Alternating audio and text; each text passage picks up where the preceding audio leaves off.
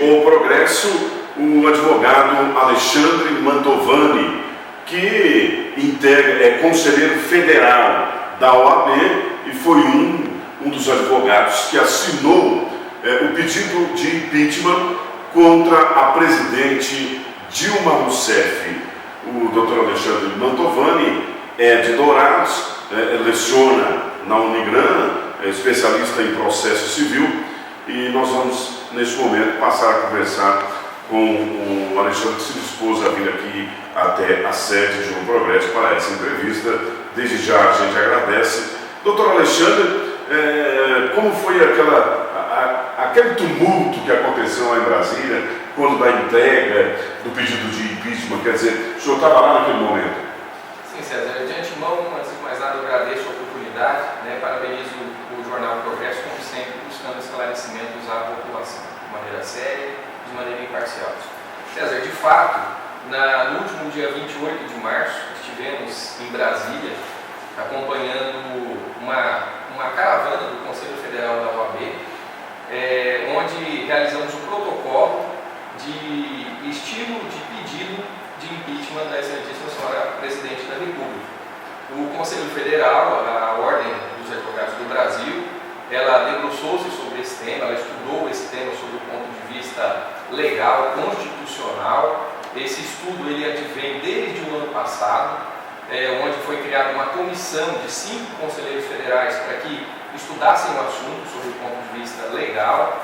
E, enfim, com o passar do tempo, na última sessão do Conselho Federal Extraordinário do dia 18 de março, o pleno daquele Conselho Federal, que é formado por 27 bancadas dos 27 estados, por voto de 26 das 27 bancadas, respectivamente com a chancela das seccionais, os conselheiros federais ouviram o presidente nacional da OAB, conclamou as seccionais que também deliberassem sobre a viabilidade desse processo, e com o aval do Conselho Seccional, cada qual do seu respectivo estado, como o Mato Grosso do Sul, nós tivemos o apoio da diretoria e de todo o Conselho Estadual de forma unânime, o que chancelou a bancada do Conselho Federal para que emanasse o seu voto lá na sessão do dia 18 para a apresentação de pedido de impeachment. Enfim, no dia 28, de fato, elevamos essa petição, que foi firmada pelo nosso presidente nacional da OAB, o Cláudio Lamáquia, que cumpriu requisitos legais, observou a legislação, observou a Constituição Federal e que culminou também no pedido de impeachment. Um dos argumentos da defesa da presidente Dilma é de que não há crime, não há justificativa legal, não há crime. E se não há crime, é porque existe um golpe para tirar do poder a presidente da República. Quer dizer, ela está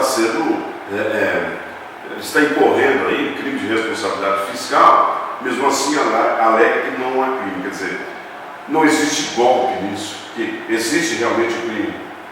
Veja só, de fato nós temos ouvido, em razão, especialmente da mídia social, cuja rapidez na proliferação das informações é muito grande, e de fato a gente tem acompanhado esse movimento, um movimento que tem o seu valor, é claro, que entende que seria golpe o pedido de impeachment. Com a devida vênia, quem entende dessa maneira e de maneira extremamente apolítica, nós entendemos que, sob o ponto de vista legal e constitucional, não há a hipótese de golpe, certo? Porque existe uma lei federal, uma lei bastante antiga, é a Lei 1079 de 1950, que faz a previsão desses crimes de responsabilidade que poderiam culminar no impeachment de um presidente da República. Então, de fato, até a título curioso, e a população muitas vezes ela não abre os olhos para esse tipo de informação, o presidente da República na era democrática, pós-Constituição, que teve menos pedidos de impeachment foi o Itamar Franco, com 4 pedidos. O presidente Fernando Henrique teve, salvo engano, 16 pedidos de impeachment no seu último governo. Na época que o PT era oposição. Isso, o presidente Lula também teve muitos pedidos, e e a presidente Dilma até então também teve muitos pedidos, né? Nós sabemos que quando a gente fala em impeachment, todos nós lembramos do episódio do ex-presidente Collor, e que na verdade ele sequer foi impeachmentado porque ele denunciou, ele denunciou antes que se consolidasse o impeachment. Depois de denunciado mesmo. Ele denunciou, mas então que a comunidade, que a população fique tranquila, porque os pedidos de impeachment por si só não são golpes, né? Repito, o presidente que teve menos pedidos de impeachment foi um presidente Itamar Franco, com 4 pedidos de impeachment. E todos os demais da era democrática também tiveram esses pedidos. Pois bem, a Ordem dos Advogados do Brasil, ela fundou-se num dossiê, em estudos, por pelo menos 6 meses, para que se chegasse à conclusão da deliberação do seu plenário, se a OAB manifestaria o seu pedido de impeachment ou não, com base em lei, é claro, com base na Constituição Federal. Chegou-se a OAB, ela lastreou o seu pedido em pelo menos três fundamentos, ou seja, 3 crimes de responsabilidade da excelentíssima senhora Presidente da República.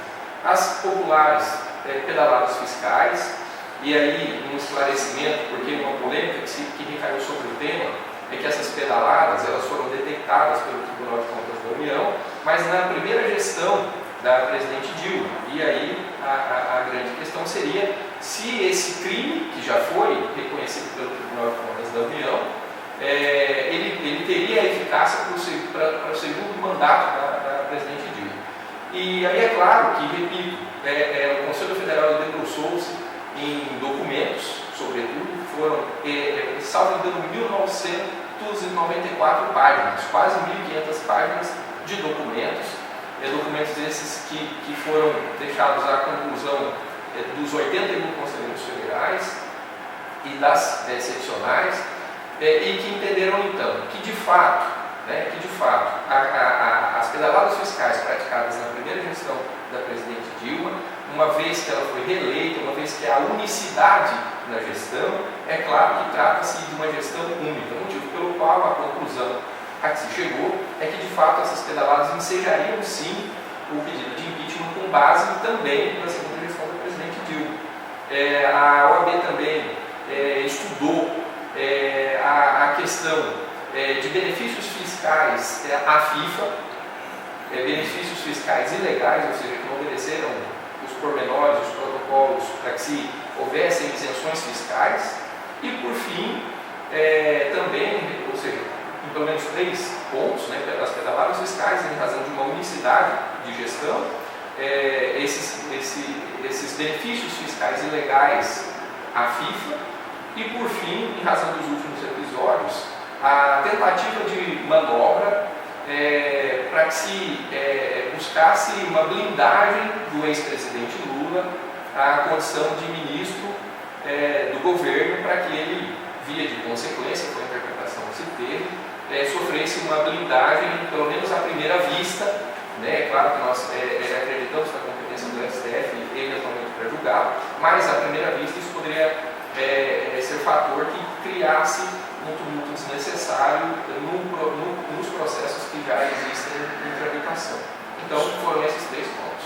Suponhamos que a Presidente realmente sofra esse impeachment.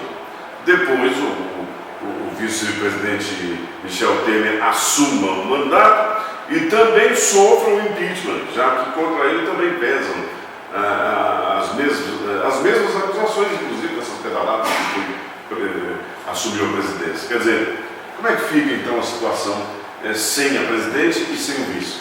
Veja só, repito, esse procedimento, o mero pedido de impeachment, por si só não vai levar ao impeachment de quem quer que seja. Existe um contraditório, existe uma ampla defesa por trás desse procedimento. Então, a presidente Dilma, ela tem plena condição de oferecer a sua defesa na Câmara dos Deputados, que é onde já tramita um pedido de impeachment, em estágio mais adiantado.